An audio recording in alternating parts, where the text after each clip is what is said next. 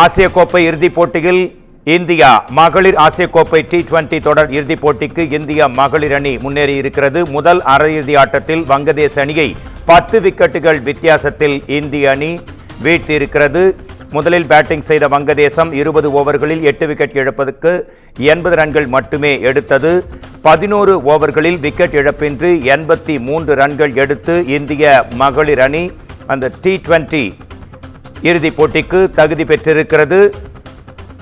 மகளிர் ஆசிய கோப்பை T20 இறுதிப் போட்டியில் இந்தியா விளையாட உள்ளது. தற்போதைய முக்கிய செய்தி இது.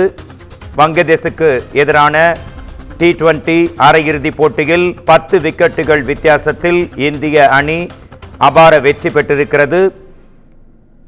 வங்கதேசம் அடித்த 80 ரன்களை வெறும் 11 ஓவரிலேயே விக்கெட் இழப்பின்றி இந்திய மகளிர் அணி எட்டி இறுதிப் போட்டிக்கு கால் பதித்திருக்கிறது. தற்போதைய முக்கிய செய்தி இது.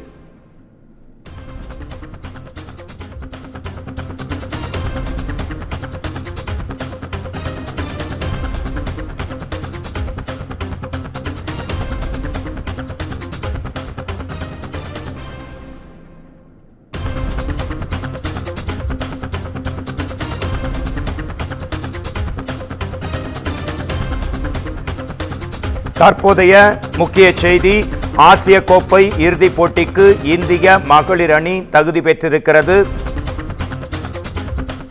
அரையிறுதிப் போட்டியில் இந்திய அணியும் வங்காளதேச அணியும் மோதின. இதில் முதலில் ஆடிய வங்கதேச அணி அனைத்து விக்கெட்டுகளையும் இழந்து 80 ரன்களை மட்டுமே எடுத்தது. அதைத் தொடர்ந்து இந்திய அணி விக்கெட் இழப்பின்றி 83 ரன்கள் வெறும் 11 ஓவரிலேயே எடுத்து 10 விக்கெட்டுகள் வித்தியாசத்தில் அபார வெற்றி பெற்று இறுதிப் போட்டிக்கு இந்திய மகளிர் அணி நுழைகிறது.